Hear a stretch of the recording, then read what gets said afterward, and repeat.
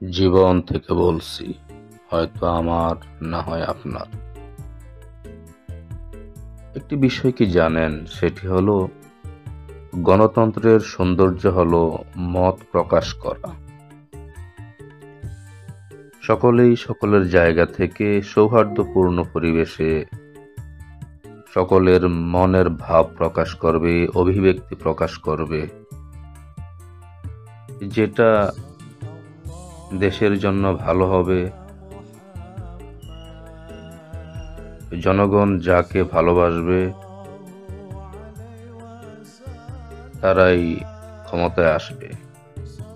এটাই আসলে স্বাভাবিক, এটাই বাস্তবতা। আমি ব্যক্তিগত জীবনে প্রতিযোগিতা পছন্দ করি, বাট প্রতিহিংসা নয়। কারণ প্রতিযোগিতা যদি না থাকে তাহলে কখনোই কোনো কিছুতেই সামনে এগিয়ে যাওয়া সম্ভব নয়। আপনি যদি প্রতিযোগিতায় অবতীর্ণ না হন তাহলে কোনোভাবেই সামনে এগিয়ে যেতে পারবেন না।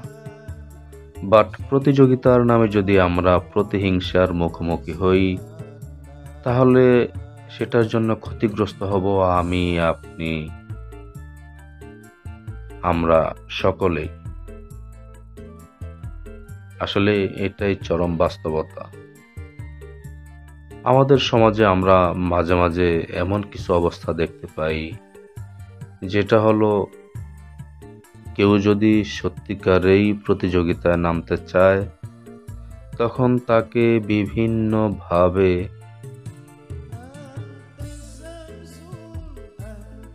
আটকিয়ে দেওয়ার জন্য চেষ্টা করে। এর জন্য কিছু আছে পর্দার পিছন থেকে কাজ করে, যেটা বর্তমানে আমরা খুব বেশি দেখতে পাচ্ছি। সেটা হলো ফেক আইডি। আসলে যারা এই ফেক আইডির মাধ্যমে পিছন থেকে কাজ করে, আমি একটু সহজ বাংলায় বলতে চাই, এরা কোনো মানুষের মধ্যে পড়ে না। এটার কারণটা কি জানেন? সেটা হলো আপনি যদি কিছু বলতে চান তাহলে সরাসরি আপনার পরিচয় দিয়ে আপনি কথা বলুন। অদৃশ্য আড়াল থেকে, পর্দার আড়াল থেকে আপনি কথা বলেন এবং কোনো প্রতিযোগীকে যদি আপনি থামিয়ে দিতে চেষ্টা করেন তাহলে সেটা গণতন্ত্রের জন্য সুন্দর হয় না। আপনি আপনার জায়গা থেকে চেষ্টা করুন, অন্যরা অন্যদের জায়গা থেকে চেষ্টা করবে, সকলেই সকলের জায়গা থেকে চেষ্টা করবে।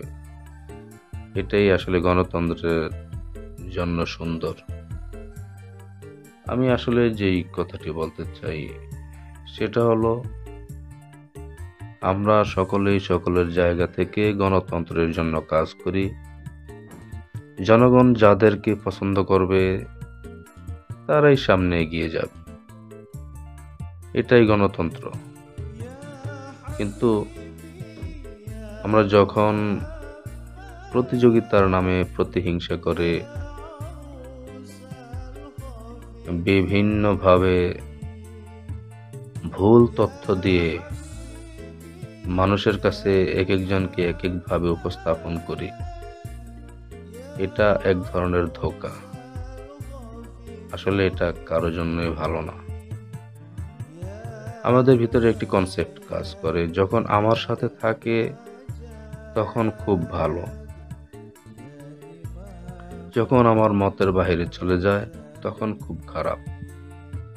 রাজনীতিতে সকলেই সকলের মতকে শ্রদ্ধা করতে হবে, কারণ সকলেই যদি সকলের মতকে শ্রদ্ধা না করেন তাহলে তাতে গণতন্ত্রের সৌন্দর্য প্রকাশ পায় না। আমি পরিশেষে যেই কথাটি বলতে চাই সেটা হলো হিংসা বিদ্বেষ নহে, সকলেই সকলের জায়গা থেকে মনোভাব প্রকাশ করবেন, সেটাই গণতন্ত্রের জন্য সুন্দর। আপনি যদি কাউকে ফেক আইডি দিয়ে বিভিন্নভাবে চেষ্টা করেন আটকে দেওয়ার জন্য, আসলে আপনি সেই মিশনে কখনো সফল হতে পারবেন না। এটা সম্পূর্ণই আপনার একটা ভুল ধারণা যে আপনি তাকে আটকিয়ে দিতে পারবেন। একটি জিনিস বিশ্বাস রাখবেন, সেটা হলো আল্লাহ যদি কারো ভালো চায়, তাহলে ভাই সেখানে আমি আপনি সারাদিন চেষ্টা করেও কোনো লাভ নেই। আর আল্লাহ যদি কাউকে আটকিয়ে দিতে চায়, সেখানেও আপনি আমি চেষ্টা করে কোনো লাভ নেই। সুতরাং আল্লাহর সিদ্ধান্তই চূড়ান্ত সিদ্ধান্ত।